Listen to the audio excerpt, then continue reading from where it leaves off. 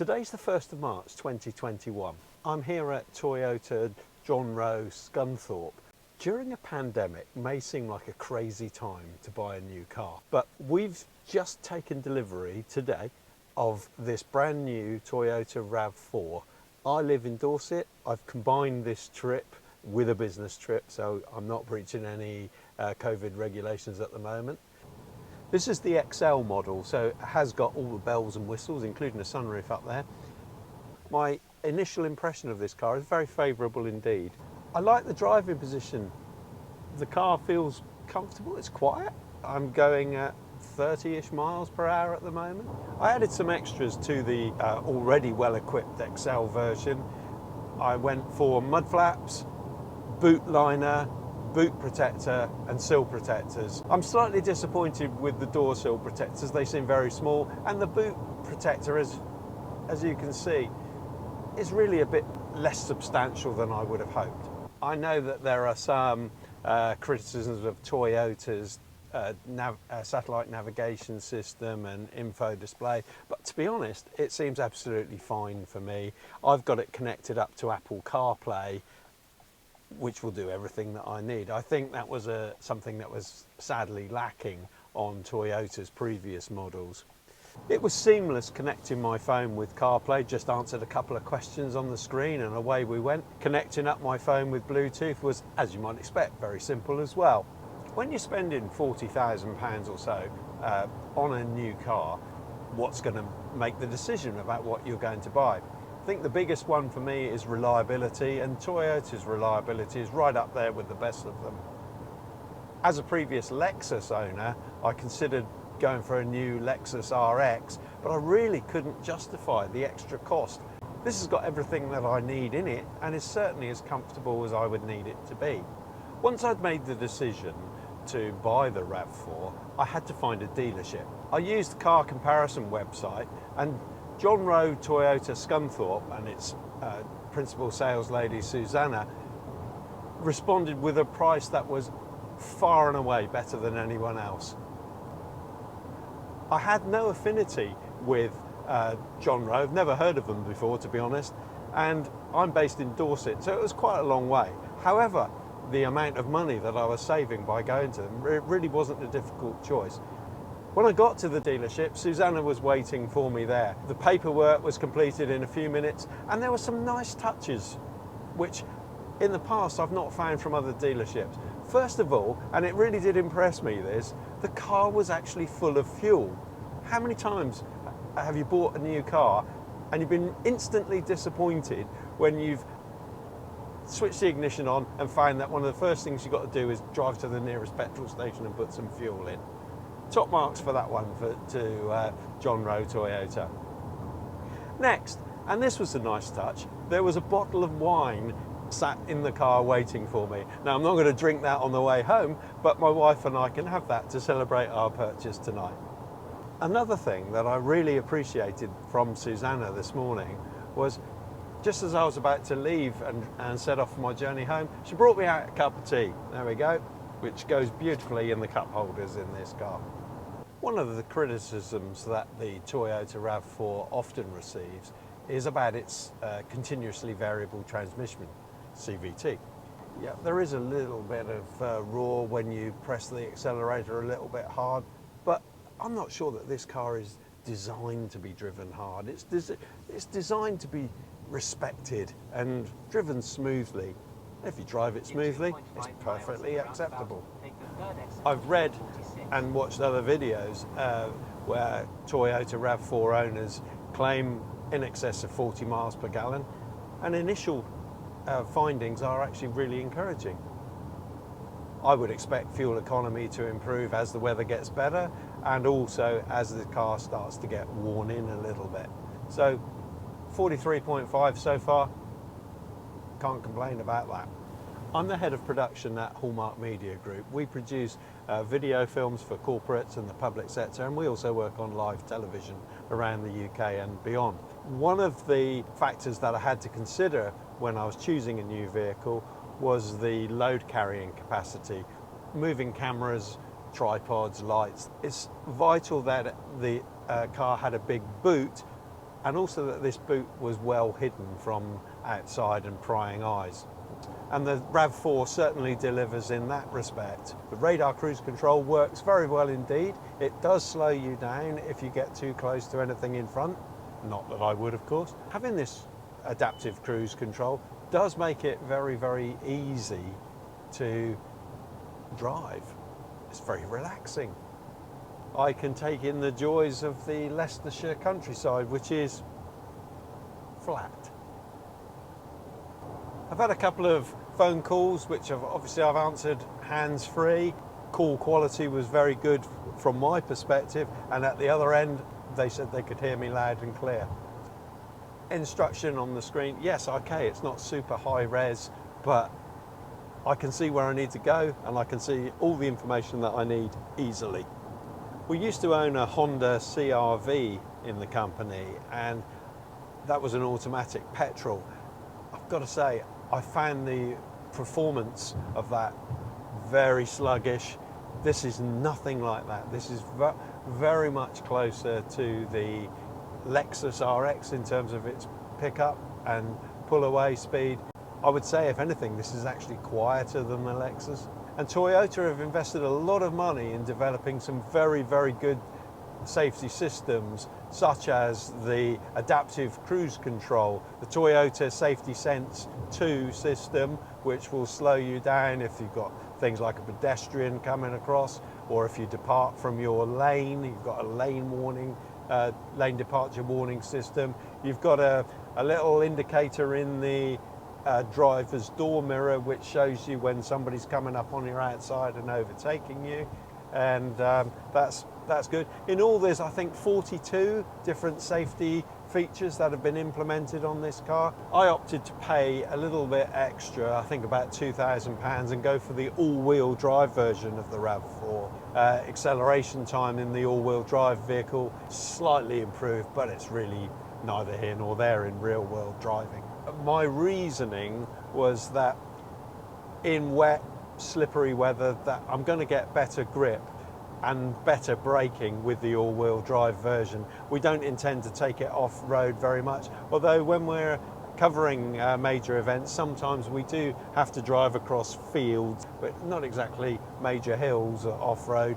It makes further sense when you consider that quite often we carry quite a lot of weight in the vehicle, so good braking in any kind of slippery weather is important to us. Average MPG so far, 45.9 miles per gallon.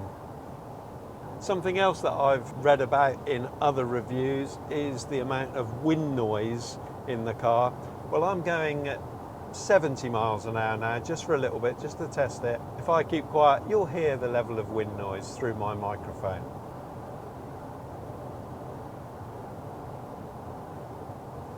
I don't think that's too bad. Certainly acceptable. The cruise control has slowed me down because there's a parcel force lorry in front, and it's helping me keep a very healthy and respectable distance. Impressive, this. I know it's not unique to Toyota, but it's the first time I've ever had adaptive cruise control on a car. Parcel force vehicle in front of me has just moved over from the middle lane to the left-hand lane on the motorway, and without me touching the cruise control, the RAV4 has taken me back up to 70 miles an hour in efficient time. Good connectivity. You've got one USB and a 12-volt power, what used to be the old cigarette lighter socket, but I've plugged in a 4-way USB. It's currently rather messy powering the dash camera. In time I'll get that wired in neatly and properly, so please excuse that on the video. Nice armrest here. And the armrest on the driver's door does seem to be in the right place for me. It's actually comfortable. A lot of them are either too high, too narrow, or just not right, but for me this one actually works. You do get memory seats on the XL version of the RAV4, 2 positions. It was 3 in the Lexus that we had. If you don't use the memory seats on the driver's side, there is a lot of electrical adjustment, forward, back, up, down, and there's lumbar support adjustment as well. So far I've found it to be very comfortable. I've got no problems with all-round visibility from this seat position. Another great feature on the XL version is heated drivers and front passenger seats. That's going to be lovely in winter. If I could wish for anything else, actually it would be that the rear seats were heated as well. Not that I sit in the back very often. That is one thing that I've noticed. There's been lots of beeps and bongs as I've been driving along, and I've really got to spend some time studying what all those mean and whether you can turn some of them off. I'm not speeding, I'm not departing lanes or anything like that, so to be investigated. 70 mph speed limit camera ahead. That notification is all well and good. We're doing 65. Parking brake is electronic, so you just got to flip up a button and that's very easy. I think there's hill start assist here, the hold button. As an upgrade on the standard XL version of the car, I added the panoramic sunroof and the JBL system, which incorporates a 360 camera for parking, etc. The sunroof really makes a difference. It makes the car feel light, bright and airy. Just by my right hand, there's a very deep tray, which will be handy for putting things like car park tickets or coins if you need them. Does anybody still use cash since the pandemic? There's buttons for different driving modes, be it electric vehicle mode, trail mode, I guess that's for off-roading, sport and eco. I do know from owning a Toyota Yaris as well, that EV mode is virtually pointless because you only need to go about a mile and suddenly the engine kicks in. I've now reached just over 220 miles. I'm at Southampton on the M27. The seat's been very comfortable, no sign of any backache, and believe me, I do suffer from backache.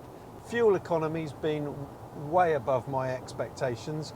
It's currently reading 46.4 miles per gallon, and I've tended to have the cruise control set at somewhere between 60 and 65, depending where I've been. I did seriously consider getting the plug-in version, but that was another £10,000 or so, in fact more than that. And I really couldn't justify that, and I couldn't see that I would get my money back on the investment. I've listened for the last hour or so to various bits of music, including Amazon Music through Apple CarPlay. I'm not sure that the stereo warrants a £700 upgrade. A stereo of that quality should have been in the car in the first place. When I reversed out of a parking space earlier, and I wasn't overly impressed with the 360 cameras. They were, well, not as good as certainly on the MG HS, for example. That was the reason, or one of the reasons, that I got the upgraded stereo, and can't say that I'm greatly impressed. You get a rear camera anyway, and to be honest, I think that would have been adequate. The XL version, fully loaded, as seen, was just under the £40,000 threshold, which meant that we didn't have to pay the £400 a year extra premium for the first 5 years on road tax. So that's something well worth considering. Would I go for the XL version again? Yes, I would. I think the things that are on it, like the heated steering wheel, I think that's going to come in handy. Heated drivers and front passenger seat, wonderful things.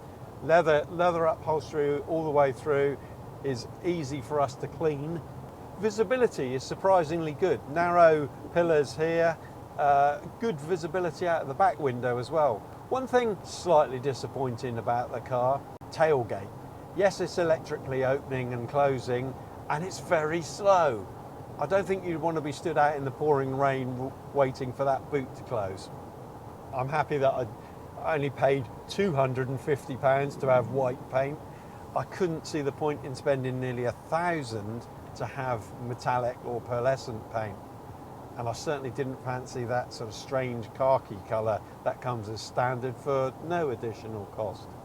The plastics, a little bit hard. It would have been nice to have seen something a bit more premium on this, considering it's a £40,000 car. I've got plenty of knee room here.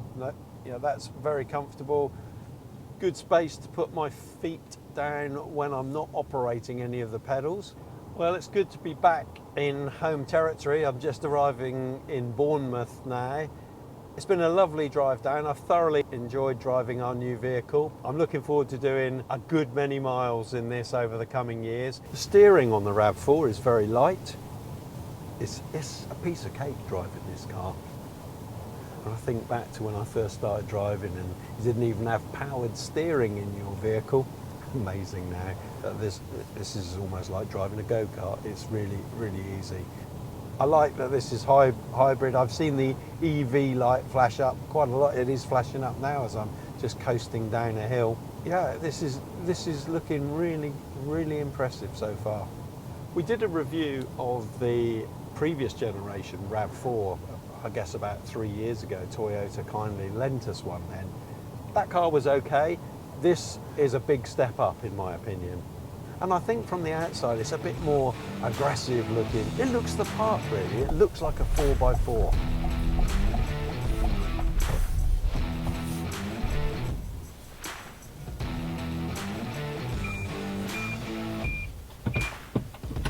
That is it.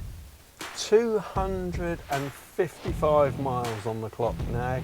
I've arrived home and I'm about to show my family and get their first impressions. I wonder what they'll think. See ya.